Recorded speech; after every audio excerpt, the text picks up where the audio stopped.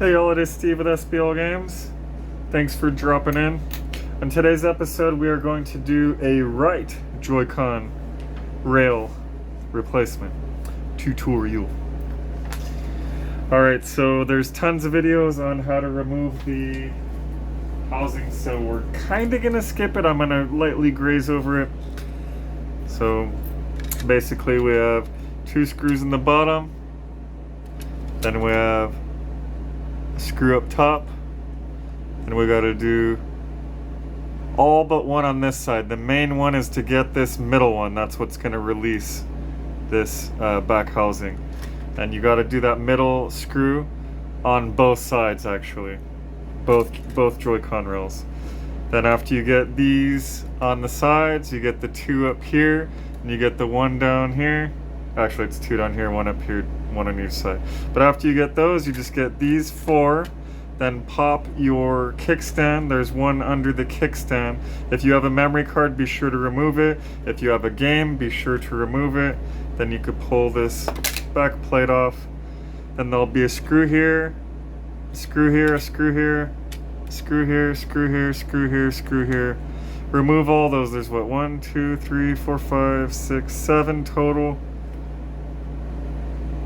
And then that will have your memory card reader. You could pull that off, and then this whole back piece will come off. Before you do anything, make sure you turn it off. Actually, turn it off completely. Once you get that metal piece off, though, go ahead and first thing you do is remove the battery connector to where there's absolutely no way we're getting any juice in there.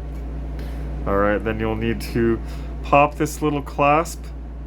Let's see if I can zoom in for y'all.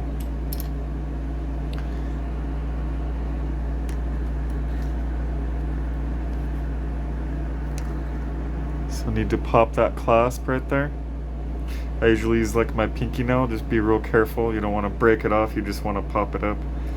Then, me personally, I do what you're not supposed to do. I use a sharp metal tool, but that's because I've been doing this forever. You guys at home, if you are trying to use this as a tutorial, be sure to use some type of safe pry tool or some type of pointy plastic tool. But anyhow, once you get that once you get that disconnected, you could slide that out, and then you could go ahead and remove that last screw that we left on there that was holding it in place.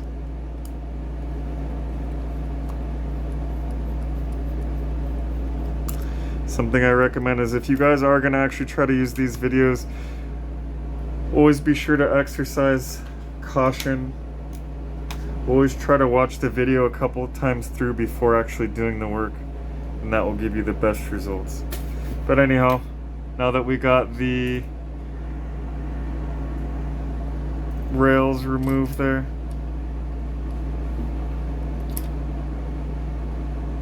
gotta put the new rail on.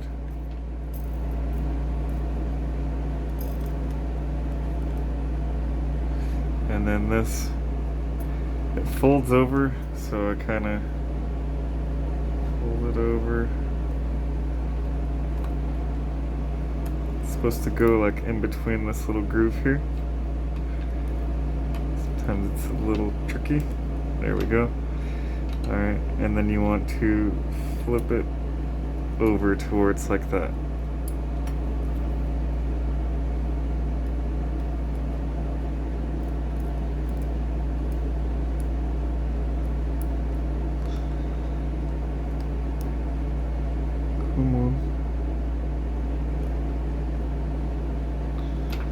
Alright, so you want to slide that in, make sure it's nice and snug. Again, you want to use a plastic tool. Do as I say, not as I do. Avoid using a metal tool. You could scratch the board or short things out, or just, it's not good.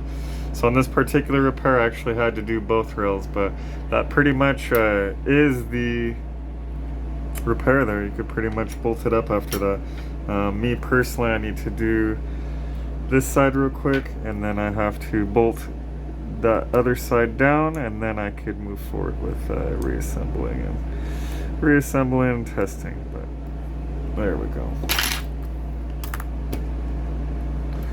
So careful.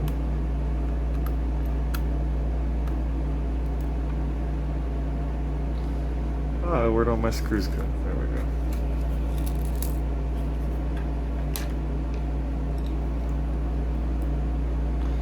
Let me back out here.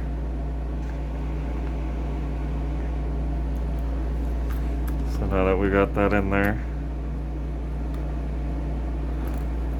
I can put these screws back into place.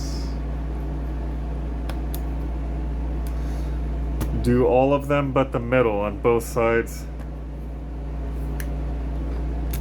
and then it's pretty much reassembly.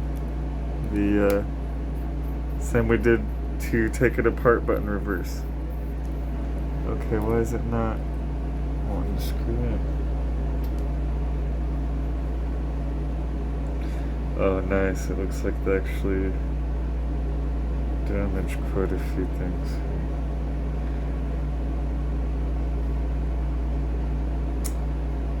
Oh man.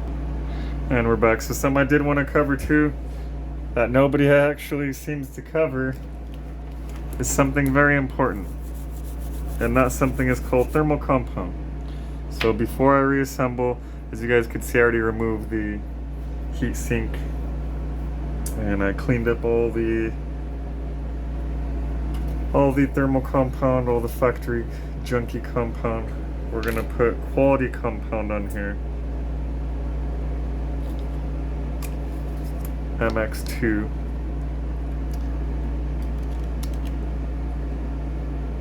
There we go. We're gonna bolt it in. I'm gonna add a little more on top to get a nice strong bond from the heat sink to the metal shielding. Get that heat out of here. Get it running nice and cool. Alright, so that covers that. I'm gonna put a nice, good little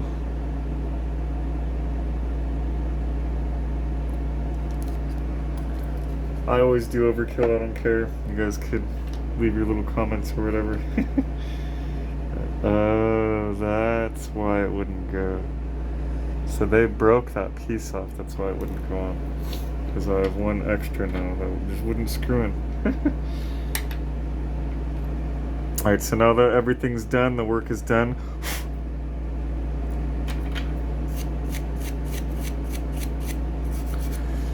Work is done, compound's applied. Now we could go ahead and reconnect the battery, now that all our work is done. Come on. There we go. Alright, so then goes our heat shielding. Looks like they got it wet too. I'll have to let them know about that.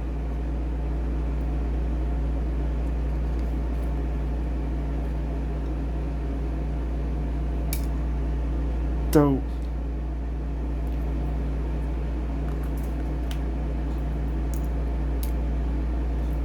Gosh damn it, the thing.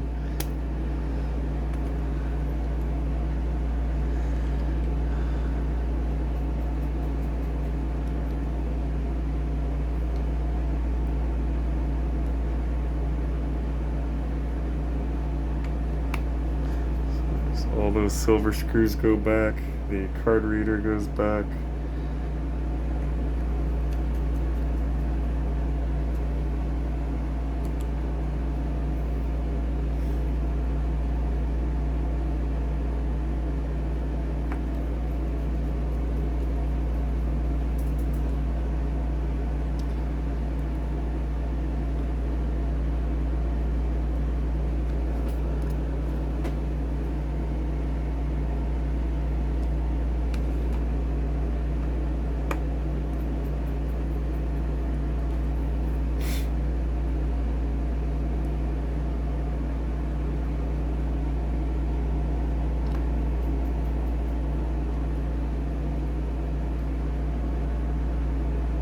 Alright, so this is a little tricky on this card reader.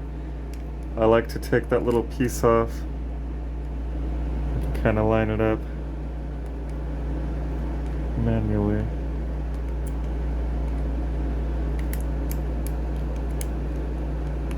There we go. And now that we know it's plugged in, could bolt it down, and we could add that little, I don't know, rubber or whatever it is back there. And last but not least,